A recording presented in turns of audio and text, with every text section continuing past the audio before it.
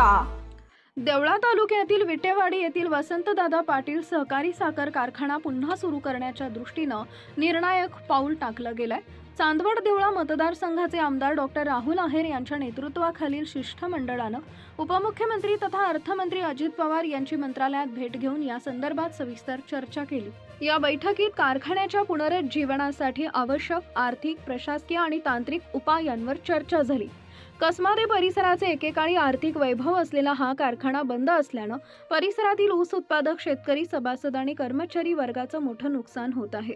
त्यामुळे हा कारखाना पुन्हा सुरू करणं अत्यंत गरजेचं असल्याचं मत आमदार डॉक्टर राहुल आहेर यांनी मांडले।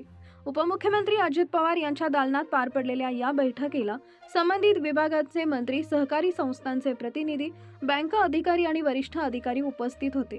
कारखान्याला पुन्हा ऊर्जितावस्था आणण्यासाठी तातडीनं उपाययोजना करण्याचे सकारात्मक संकेत उपमुख्यमंत्री अजित पवार यांनी दिलेत। या निर्णयामुळे कसमादे परिसरातील शेतीवर आधारित अर्थव्यवस्थेला पुन्हा एकदा गती मिळेल असा विश्वास डॉक्टर राहुल आहेर यांनी व्यक्त केलाय। ते म्हणाले की ऊस उत्पादक शेतकऱ्यांच्या हितासाठी आणि परिसराच्या विकासासाठी हा कारखाना लवकरात लवकर सुरू व्हावा यासाठी मी सातत्यानं पाठपुरावा करत राहील।